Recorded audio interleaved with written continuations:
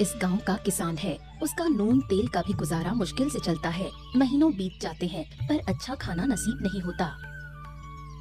बाबा, ओ बाबा, कितने दिन हो गए मुर्गे का मांस खाए हुए। मेरा बहुत मन कर रहा है मुर्गे का मांस खाने का। आसपास के कितने लोग खाते हैं, मेरा भी खाने का मन है। क्या आप मुझे मुर्गे का मांस खिलाएंगे नहीं? अच्छा, ऐसा है क्या? हमारी बिटिया रानी को मुर्गे का मांस खाने का मन है। अरे हमारी बिटिया मांगे और हम ना खिलाएं, ये कभी हो सकता है क्या? बेवजह उम्मीदें क्यों जगा रहे हो? तुम कह तो रहे हो मुर्गा खिलाओगे, पर क्या वाकई खिलाने का सामर्थ्य है तुम्हारे पास? क्यों नहीं है? अरे भाई जरा सब्र तो रखो, 2-3 दिन की मेहनत करके थोड़ा पैसा जोड़ लूंगा, फिर तेरे लिए एकदम बड़ा सा मुर्गा खरीद लाऊंगा, है ना? ठीक है बेटा? सच कह रहे हो ना बाबा? कितने दिनों से कह रहे हो कि मुर्गे का मांस खिलाओगे, लेकिन कभी खिलाया नहीं। अगर इस बार भी वैसा ही हुआ तो मैं बहुत नाराज हो जाऊंगी। अरे नहीं नहीं बिटिया रानी, इस बार हम तुम्हारे लिए सच में मुर्गे का मांस लाएंगे, खिलाएंगे भी, देखना तुम। हाँ, देख लेना तुम दोनों बाप बेटी, बाद में ये मुर्गे वाली बात रोने धोने का कारण ना बने। लड़की अब उम्मीद लगाए बैठेगी, अगर मांस न मिला तो बड़ा तमाशा खड़ा हो जाएगा। अरे उसकी चिंता तुम ना करो भाग्यवान, इस बार तो मैं अपनी बिटिया रानी को मुर्गे का मांस जरूर खिलाऊंगा। अरे खिलाऊंगा क्या, खिला के ही रहूंगा।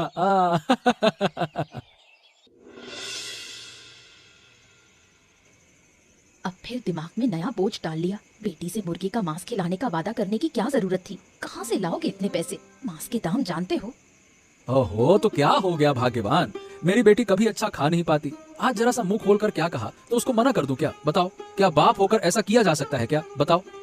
जिनके पास पैसे नहीं होते उन्हें झेपने की जरूरत नहीं होती। सीधे कह देना था कि मुर्गे का मांस बड़े लोगों का खाना है, हमारे बस का नहीं। ओहो, तो तुम कर पाती। तुम्हारी छोटी सी बेटी अगर जिद करती तो क्या तुम उसे मुंह पर मना कर देती कि नहीं बेटा हम नहीं खिलाएंगे? गजब बात करती हो।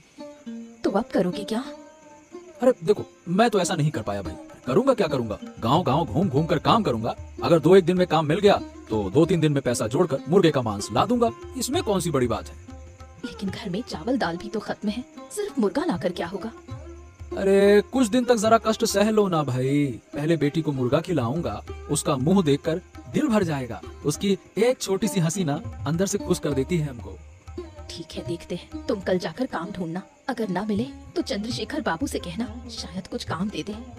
हाँ, वही करना होगा, चाहे कितनी भी मेहनत क्यों ना हो, मुझे ये पैसा जुटाना ही पड़ेगा। बस तुम बिटिया को डांटना नहीं, उसे बताने की जरूरत नहीं है कि मैं इतनी मेहनत कर रहा हूँ, क्या कर रहा हूँ, क्या नहीं कर रहा हूँ।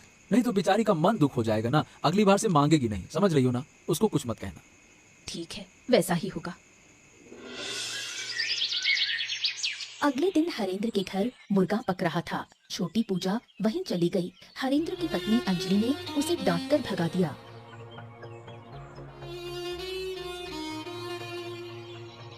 क्यों रे कैलाश, तेरी बिटिया मुर्गे का मांस चाहती है और तू उसे खिला नहीं सकता। अगर खिला नहीं सकता तो बिटिया को पैदा काहे किया है? ये कैसी बात कर रहा है हरेन? और हरेन, हमारी बिटिया तेरे घर तो मांस मांगने आई नहीं थी, वो तो नासमझ होकर चली गई ना। क्या बात करता है, तूने उसे रुला कर भगा दिया, अब मुझे अपमानित कर रहा है। अरे तुम छोटे लोग और तुम्हें अपमान की भी समझ है। अगर शर्म होती तो अपनी बेटी को मेरे घर भेजते ही नहीं। सोचा कि हम दया खाकर मांस खिला देंगे, यही सोच के भेजा था ना। ए हरेन, मुझे मांस का इतना लालच नहीं है। मेरी बेटी मांग रही थी, मैंने वादा किया है, मैं अपने खून बेचकर भी उसके लिए मांस लाऊंगा तो लाऊंगा, लेकिन तुझसे नहीं मांगूंगा, समझ गया? लेकिन तुझसे नहीं मांगूंगा। अरे लालच ही तो है, तुम्हारे जैसे लोगों का लालच कभी खत्म नहीं होता। अगर हमारे घर से खा लेते तो तुम्हें मेहनत करने की जरूरत ही नहीं पड़ती। छी छी छी छी छी, मैंने तो तुझे अच्छा समझा था, पर तेरी सोच इतनी घटिया है, कभी सोचा भी नहीं था। पता होता तो तुझसे कभी कोई संबंध ही नहीं रखता। तो मुझे भी तुम्हारे जैसे छोटे लोगों से कोई नाता नहीं रखना है। नाता न रहे तो और अच्छा है, लोग मेरी बुराई भी नहीं करेंगे। तू तू तू लोगों का दिल दुखा रहा है, उन्हें छोटा समझ रहा है ना। देखना देखना, इसका फल तुझे जरूर मिलेगा। समय आने पे सबको फल मिलता है, तुझे भी मिलेगा। अरे क्या बताऊं भाग्यवान, ये कैलाश ने, ससुरे ने मेरा दिमाग खराब करके रख दिया है। अरे अपमानित करता है यार। तुम ही बताओ, अपमान का पात्र हूँ मैं क्या? हैं? इसमें कौन सा बड़ी बात है? उसकी लालची बेटी हमारे घर मांस की गंध सूंघ कर चली आई। अगर वो मांस खा लेती और हमें कोई बीमारी हो जाती तो दोष कौन लेता? अब ये तो वो मूर्ख कैलाश समझेगा नहीं, हमें उसे सबक सिखाना होगा। बहुत अपमानित किया, बताओ क्या करें, कैसे क्या सबक सिखाएं, बताओ। क्या करना है? जिसने तुम्हें अपमानित किया उसका बदला लेना ही होगा। अरे मैं तो कहता हूँ पूरे गांव में और चंद्रशेखर बाबू के सामने ये बात फैलाते हैं कि कैलाश ने हमारे घर से मुर्गा चुराया है। क्या बोलती हो? सबूत तो मांगेंगे, पहले ही मुर्गा उनके घर में छोड़ाना होगा। हाँ, ये तो बहुत आसान है। एक काम करते हैं, एक मुर्गा काट कर उनके घर पे रखाते हैं, उन्हें पता भी नहीं चलेगा और जब लोग ढूंढेंगे तो वहीं मिलेगा। लो, फंस गया। चलो चलो, देर नहीं करनी चाहिए, रात काफी हो गई है, अब तो सब सो गए होंगे। बाबा, अब मैं कभी आपसे मुर्गे का मांस नहीं मांगूंगी। आप ऐसे उदास मत रहो, मुझे अच्छा नहीं लगता। मैं कसम खाती हूँ, मैं खाने के लिए उस घर में नहीं गई थी, सिर्फ देखने गई थी। हाँ हाँ, मुझे पता है बेटी, तू खाने के लिए नहीं गई थी। मैंने तुझे वैसी शिक्षा नहीं दी है, लेकिन देखा ना, तू गई और उन्होंने कैसे मुझे अपमानित करके भगा दिया। अगर जानती कि वो इतने बुरे हैं और हमारे साथ इतना बुरा व्यवहार करेंगे तो कभी उनके घर के पास भी न जाती। अब कभी नहीं जाऊंगी, वो बहुत बुरे हैं। मैंने तुझसे कहा ना बेटा, तुझे मैं मुर्गे का मांस खिलाऊंगा, थोड़ा सब्र कर ले, ठीक है बेटा? दोबारा ऐसा मत करना, है ना बेटा? नहीं बाबा, अब नहीं करूंगी, मुझे माफ कर दो।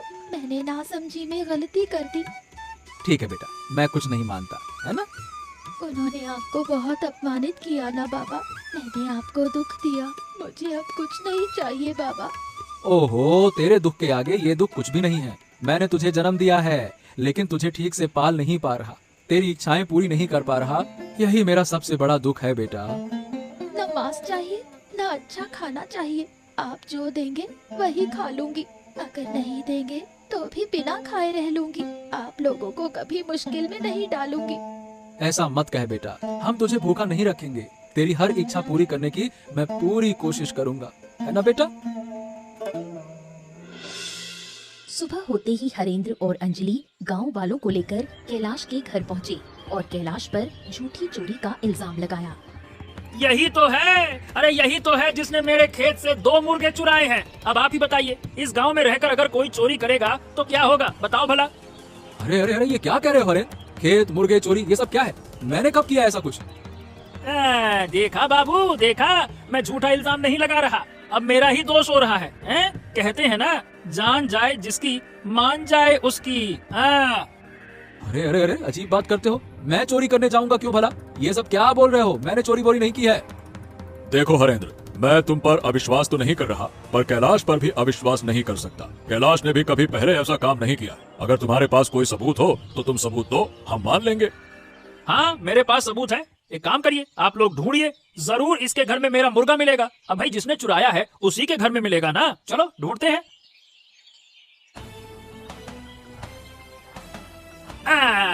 देखा बाबू, देखा, मैंने झूठ नहीं बोला। 2 मुर्गे, दो ठो मुर्गे इनके रसोई घर में छुपा के रखे हैं। बताओ, कल ही मेरे साथ मुर्गे को लेकर झगड़ा किया और रात होते ही मेरे खेत से 2 मुर्गा चुरा लिया। वाह वाह वाह वाह वाह वाह। सुबह जाकर देखा तो हिसाब में कम था, मैं समझ गया कैलाश ही होगा। छी छी छी छी कैलाश, अपनी आंखों पर हमें विश्वास नहीं हो रहा कि तुमने ये काम किया। मैंने कभी तुम्हारे बारे में ऐसा नहीं सोचा था। आज तुम्हारा ऐसा दिन आ गया कि तुम्हें मुर्गा चोरी करना पड़ रहा है। देखिए, यकीन कीजिए बाबू, मैंने कोई चोरी नहीं की है। मैं मुर्गा चुरा कर नहीं खा सकता। मैंने कभी होश में भी किसी का नुकसान नहीं किया है।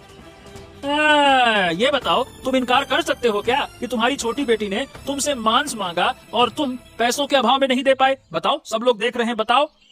हाँ हाँ, मैं इस बात से इनकार नहीं करता, लेकिन अगर चोरी करने का होता तो मैं तो बहुत पहले ही चोरी करके बेटी की इच्छा पूरी कर देता। काम का इंतजार नहीं करता ना, ये भी तो देखो। अरे बस बस बस बस, अब ये झगड़ा झंझट छोड़ो। अब जब सबूत मिल ही गया है तो कैलाश को सजा मिलनी ही चाहिए। तो सजा ये है कि आज से कैलाश एकदम अकेला रहेगा, किसी से मेल जोल नहीं रखेगा। बस चलो सब। तुम लोग यकीन करो, मैंने कोई चोरी नहीं की है। अगर करनी होती तो बहुत पहले कर लेता। लोगों की इतनी बेइज्जती मैं क्यों सहता? अरे, हम तो जानते हैं तुम चोरी नहीं कर सकते। तुमने चोरी नहीं की, हम क्यों करेंगे चोरी?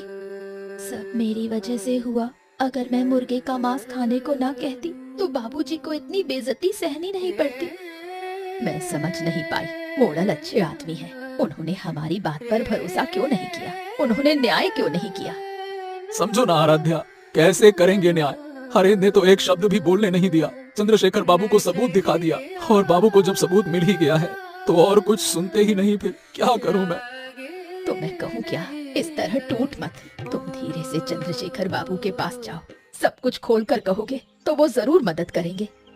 हाँ, तुम यही करो। इस गांव में अलग थलग रहकर हम कैसे जिएंगे, और चोरी का कलंक तो मिटाना ही होगा। हम तो चोर नहीं हैं। ठीक है, जब तुम लोग इतना कह रहे हो तो मैं चंद्रशेखर बाबू के पास जरूर जाऊंगा, सब कुछ बताऊंगा। देखते हैं वो हमारी मदद कर सकते हैं या नहीं।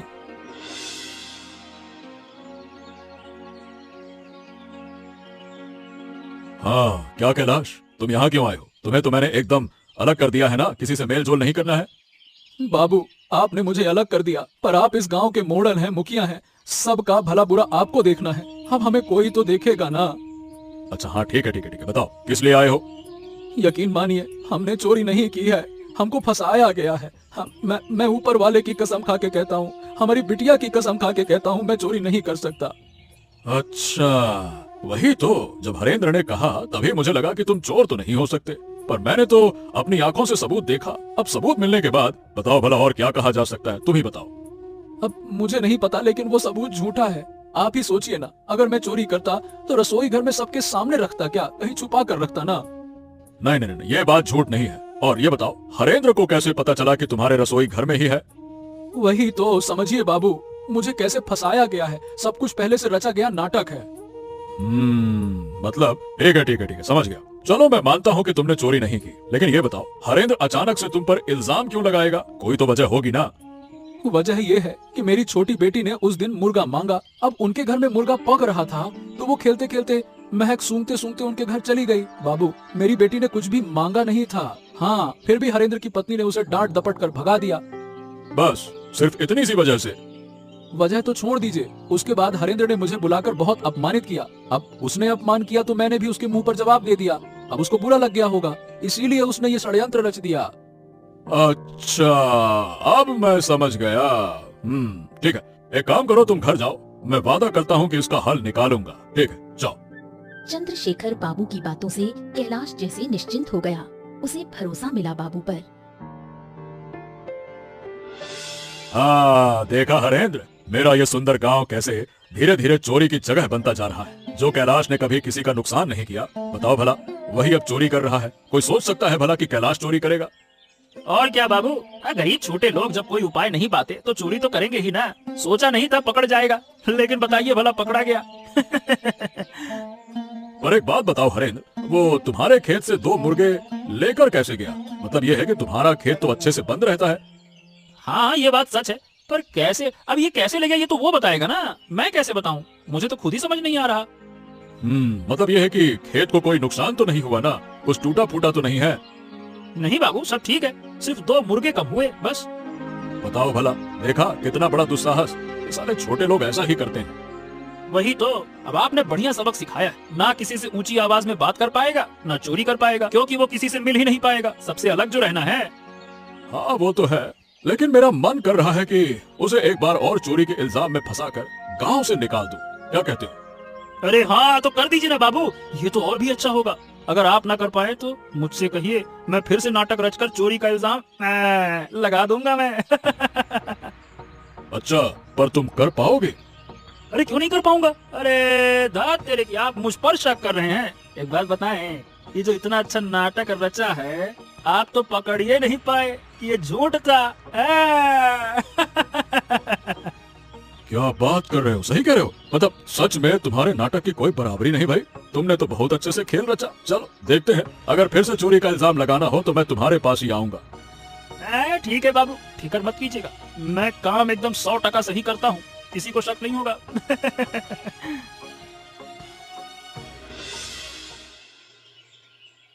अरे भाग्यवान, अरे खुशखबरी है तुम्हारे लिए। अरे तुम तो जानती नहीं कि आज क्या हुआ।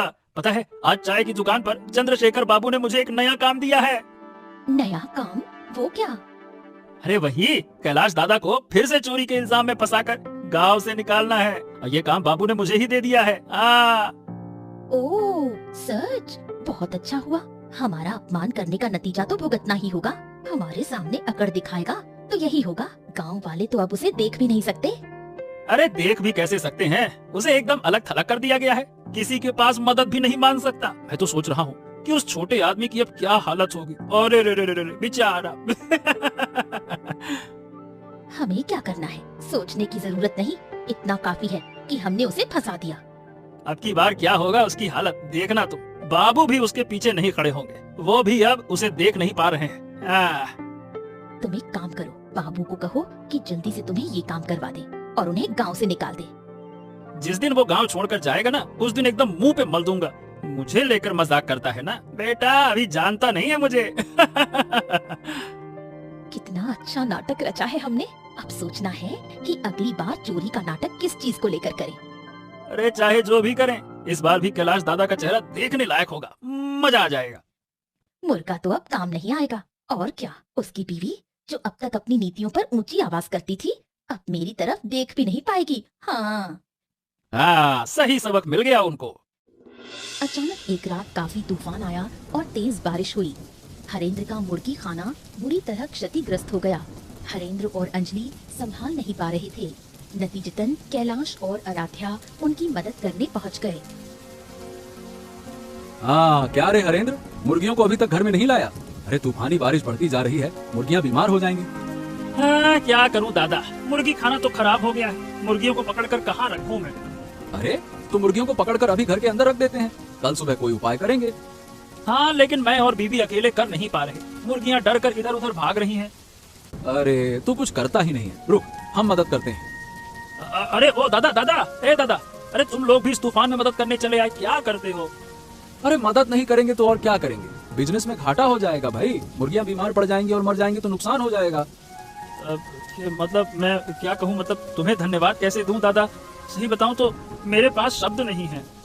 अरे चल छोड़, अब पहले मुर्गियों को घर में ले चल। आसमान देख रहा है, सब कुछ उड़ रहा है। जल्दी कर, बहुत तेज तूफान है। ओहो जल्दी कर। अरे तू इस तूफान में क्यों आई? जा घर जाकर बैठ, भीग जाएगी। मैं घर में बैठी रहूं और तुम लोग यहाँ मेहनत करो, ऐसा कैसे हो सकता है? मैं भी 2-4 मुर्गियाँ तो पकड़ ही लूंगी। लेकिन तू भीग जाएगी तो बुखार हो जाएगा। मैं ठीक हो जाऊंगी, लेकिन मुर्गियाँ बीमार हुई तो नहीं बचेंगी। मेरी चिंता मत करो। देखो पूजा भी मदद करने आ गई। इसमें क्या बड़ी बात है, हम पड़ोसी हैं। बुरे समय में तो पड़ोसी ही पड़ोसी के काम आते हैं, है ना पिताजी? आपने हमेशा यही सिखाया है। हाँ बेटी तूने सही कहा, हम सब मिलकर काम करेंगे, जल्दी काम निपट जाएगा। चल चल बेटा जल्दी कर। कैलाश के परिवार की उदारता देखकर हरेंद्र और अंजलि अपनी गलती समझ गए। वो माफी मांगने आए। हाँ क्या रे हरेंद्र, कैसा है मुर्गियों का हाल? कोई दिक्कत तो नहीं है ना? नहीं दादा, तुम्हारी मदद से सब ठीक है। एक भी मुर्गी बीमार नहीं हुई। अगर तुम लोग ना होते तो हम तो बर्बाद हो जाते। चल अब ये सब छोड़, अगली बार मजबूत फार्म बनाना ताकि तूफान से नुकसान न हो। हाँ दादा, अब वही करेंगे। लेकिन पहले दादा तुम हमें माफ कर दो। जब तक तुम माफ नहीं करोगे अब हमें चैन नहीं मिलेगा। हैं? माफी किस बात की? वही एक मुर्गी के बहाने हमने तुमको कितना कष्ट दिया, गांव में बदनाम कर दिया, फिर भी तुमने हमारी मदद की। ओहो, हम गरीब हैं रे हरेंद्र, पर इंसान की सेवा करना तो हमारा धर्म है ना। चाहे लोग हमें नीचा दिखाएं, अपमानित करें, पर हम पड़ोसियों से प्यार करते हैं। हाँ, ये बात मैं पहले क्यों न समझा दादा। अगर समझ जाता तो तुमको इतना अपमानित नहीं करता। अच्छा चल ठीक, ये पुरानी बातें भूल जा। तो मतलब तुमने हमें माफ कर दिया? हमने तो कुछ मन में रखा ही नहीं, तो माफी किस बात की है? दादा तुम सचमुच में बहुत ही अच्छे इंसान हो, एकदम मजेदार।